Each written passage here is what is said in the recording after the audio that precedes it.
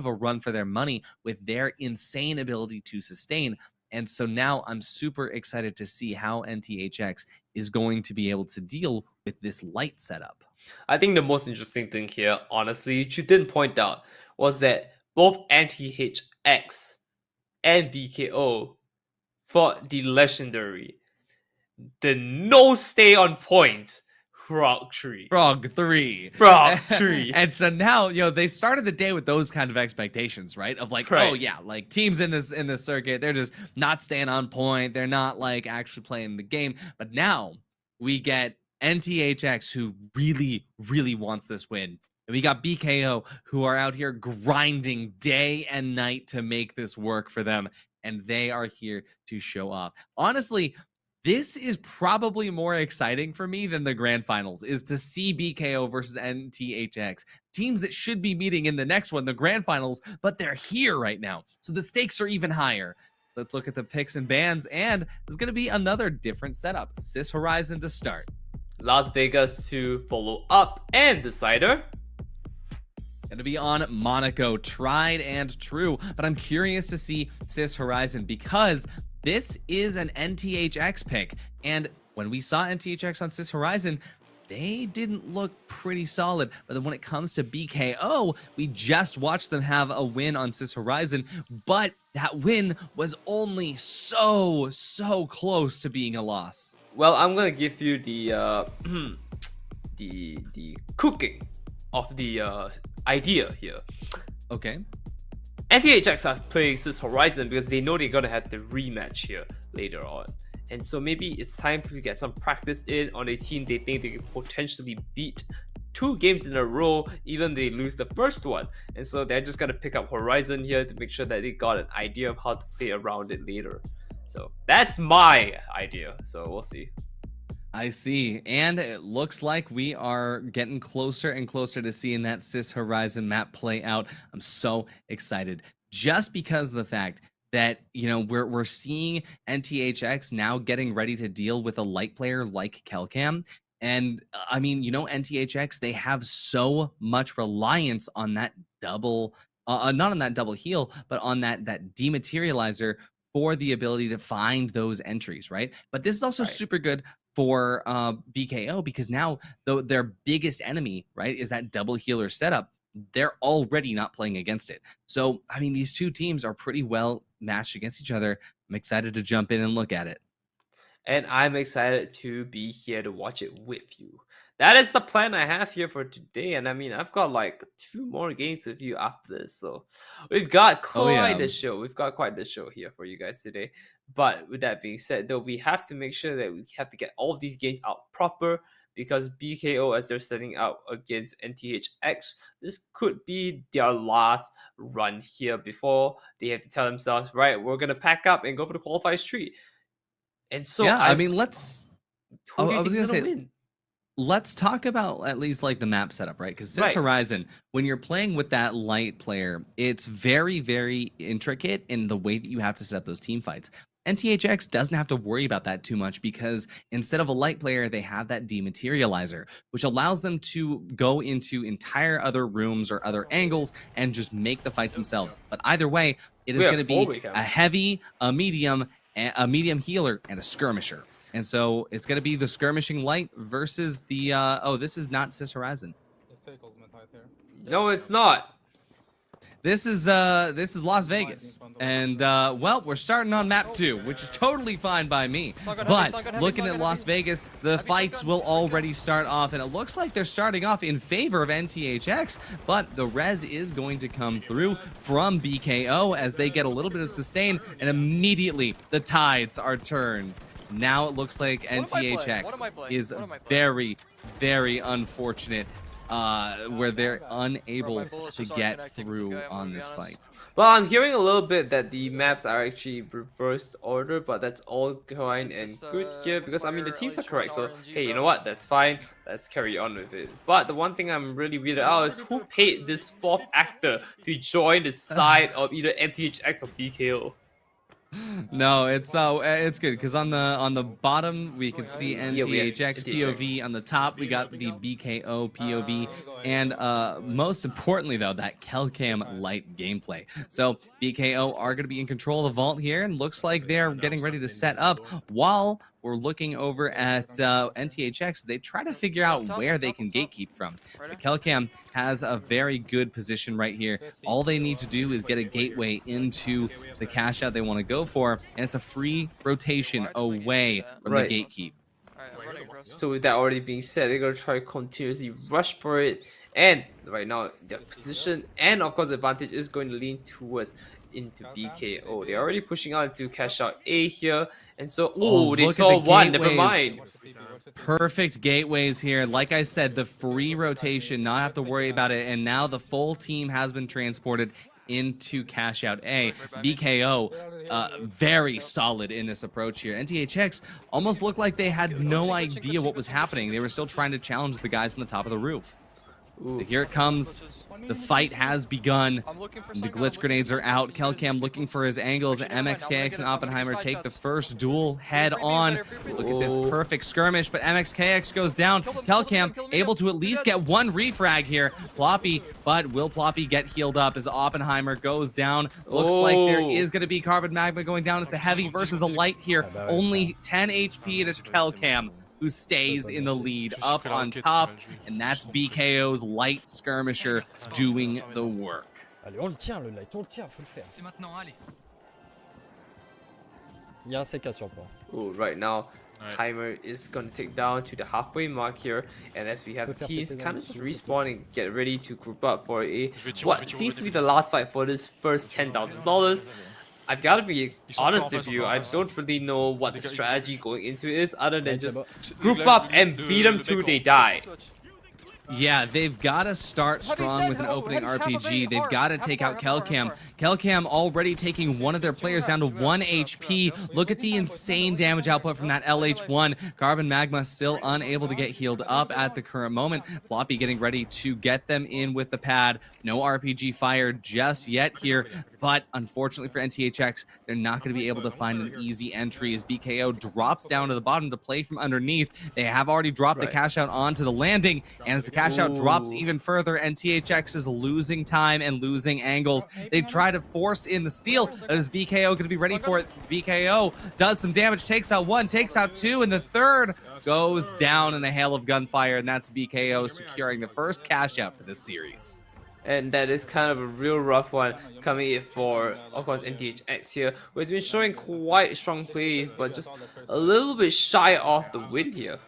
But this is only one cash out. They still have two more technically to work with, so let's see if they can turn this around.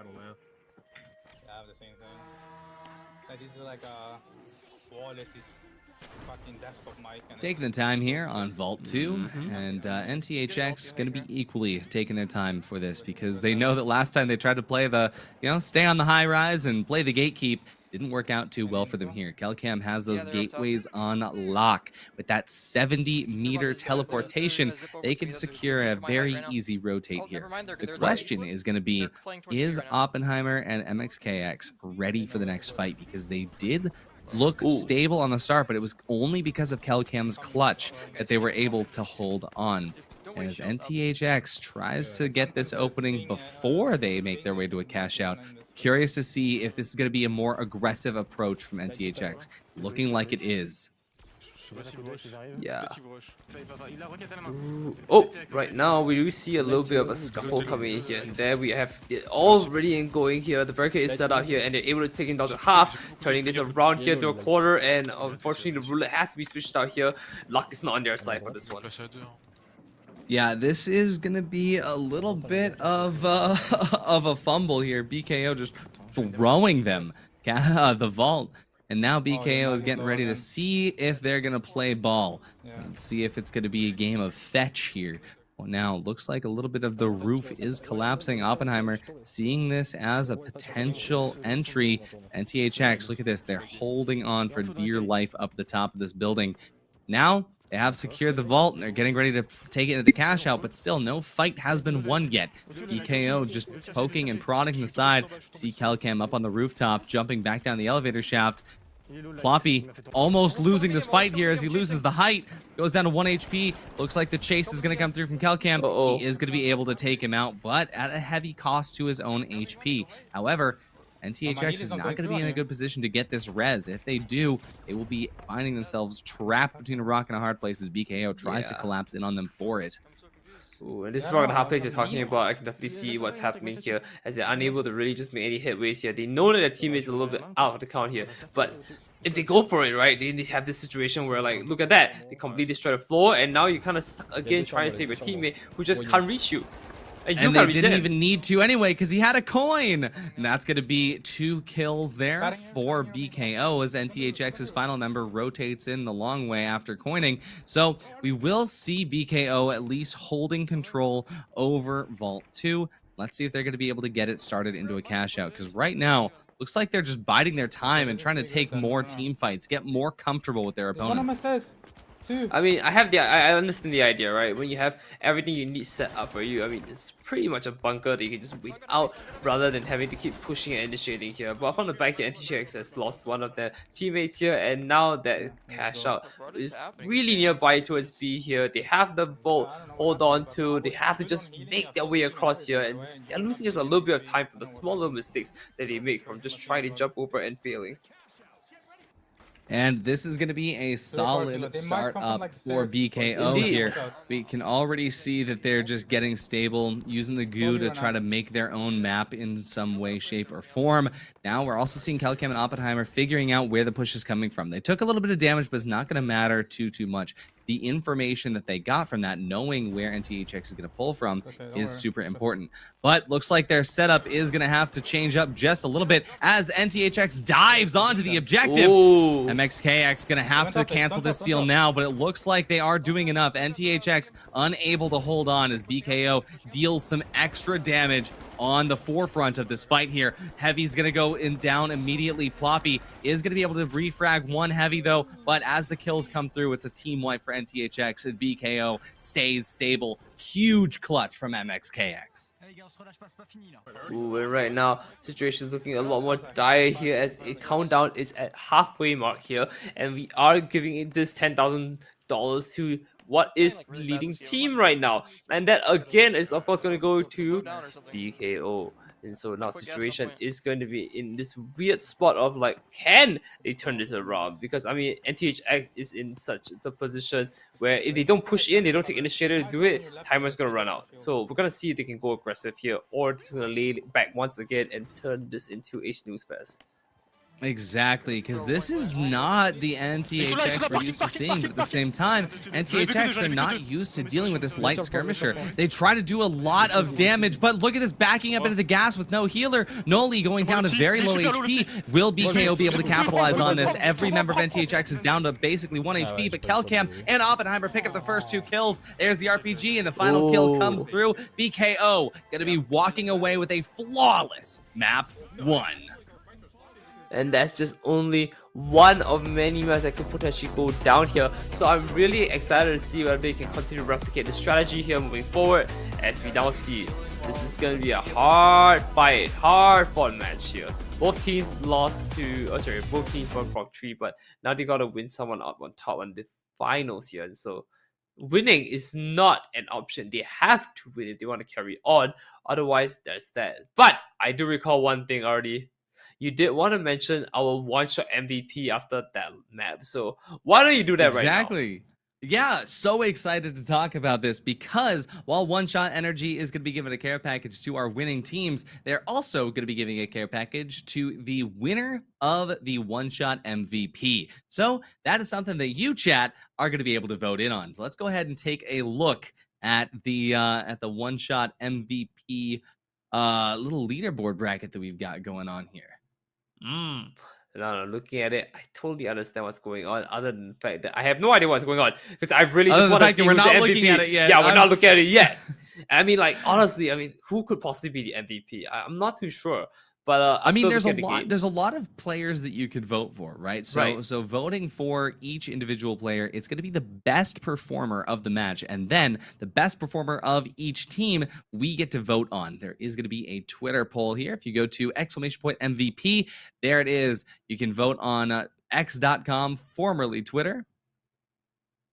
And the players that we're going to be able to vote for here on BKO, Kelcam, the light demon with the gateways and the glitch grenades. On the side of LRC, there is Blacks. On the side of NTHX, we've got Ploppy, the dematerializer himself, and on No Name, Silicum V1. We didn't get to see a lot of gameplay from LRC or No Name, but remember that they did put up an insane fight, and LRC is going to be the final champions here. So everybody, go ahead and vote for your favorite team member there of the MVP of the event on that Twitter link. I'm kind of seeing a pattern here. Vote for me, guys. I want to be the one-shot MVP. I don't think you're on the list, Nitera. I don't, maybe in qualifiers 3, all right? Maybe. Maybe. You have to also be good at the game, Nitera. I've got a week. We can make something work. You're my coach, right? You were talking about we were talking about the scenes that you were a coach, right? So maybe you can do something. I could be. But yeah, so that is going to be the yeah, honestly, the defib kill might be who I end up voting for. That just given the fact that that was LRC with the defib kill. I think that is deserving of a care package. As much as I love Kelcam, Kelcam, you know, opens up a lot of opportunities for the team. Opens up so much with that stun gun, with the glitch grenades, but LRC got a defibrillator kill. The defibrillator kill really came in hard. Like who you really gonna vote for at the end of the day? Oh my god, there's so much to vote for. But I think my vote, I know who my vote's going for, but it's just really hard to split like one vote into 3. And that's gonna go to. I mean, I gotta say, remember, the entirety of France is out here in chat supporting NTHX, so that is gonna be a good support. Thank you for the pressure. But my absolute vote goes down to team none other than Frog Tree, actually. Oh no! I'll be honest with you, right? One thing I like to see is a comeback story.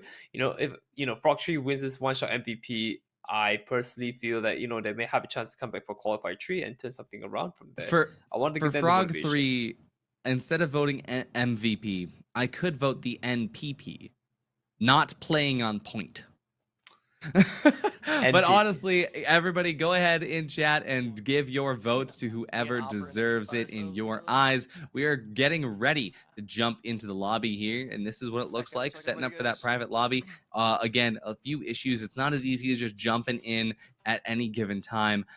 When you are in these situations for the custom lobbies, sometimes the players will just not be able to connect. It'll show, and then it just won't work. If you've been playing in scrims, you kind of know that sometimes it's just not even going to start off.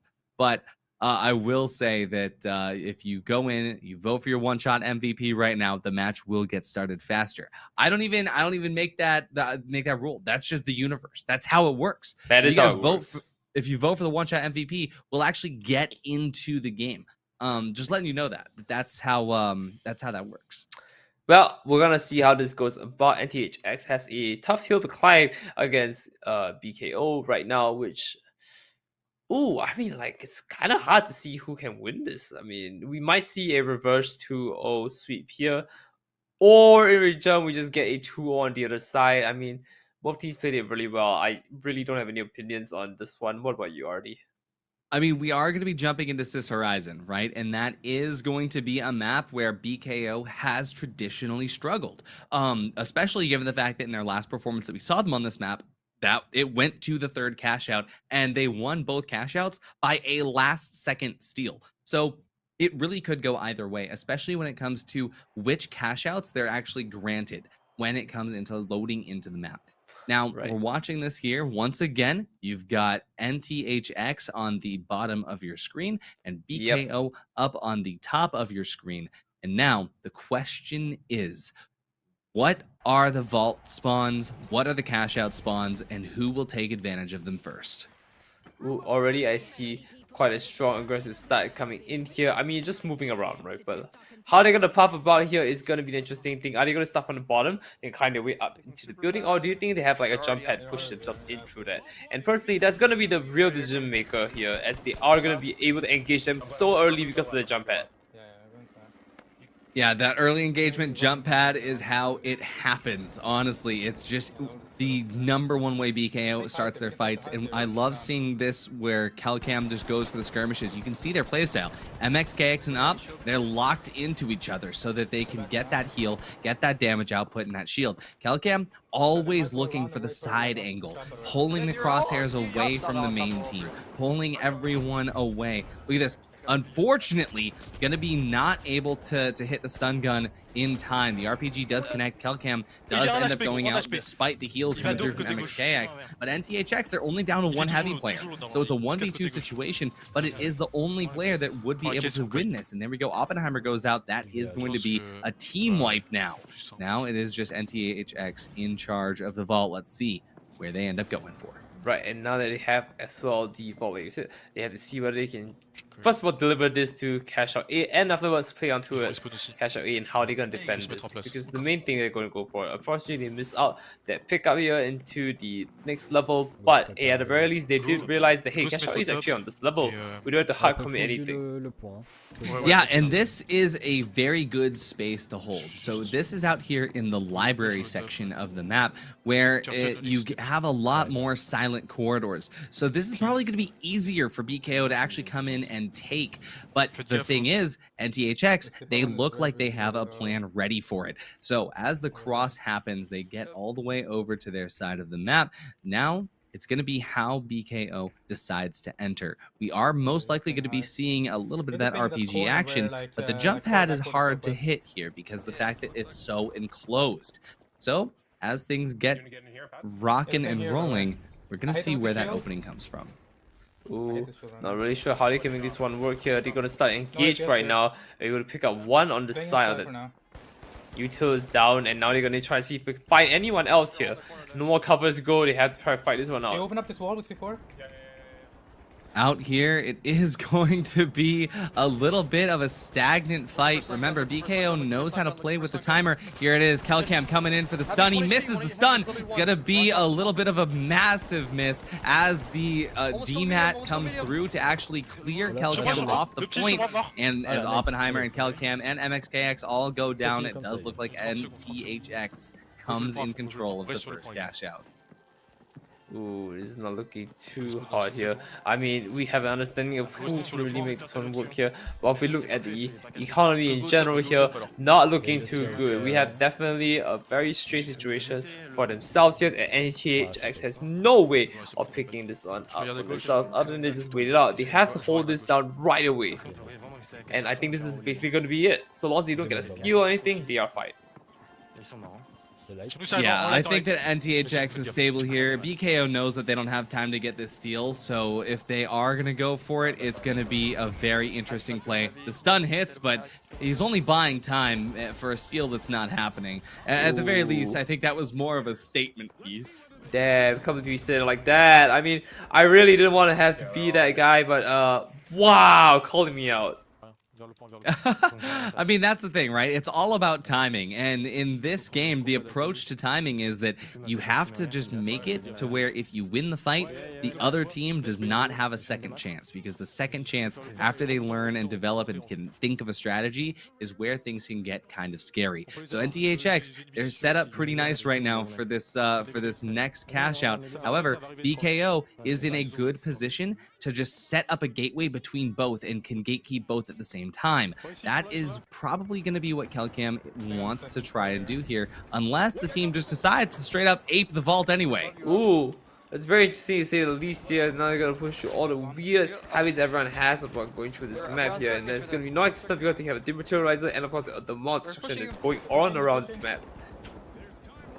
Yeah, and this is a good showing from Oppenheimer, but unfortunately not going to be enough. MXKX is not in the running to keep him healed up, and we're going to see the effects of that immediately as MXKX and Oppenheimer go down. So this is showing NTHX. They know what they're doing on this map, and I told you this map was pretty weak for BKO, especially given the fact that Kelcam has a lot fewer angles that he can skirmish from, and on the other side of NTHX, they're not playing double heals, but that dematerializer opens up that skirmisher gameplay type, allowing them to have that same impact that a light player can have even without the glitch grenades or the stun guns. Right, so right now in this weird position, I mean, the first thing you need to remember is that the correct way to make a removal is the player removal. There's absolutely no way they can do anything about it if you just remove them altogether. And so that's what they should probably do instead of putting a stun gun. Well, one stun gun can definitely stop them. It's not going to be enough to stop the entire team, right?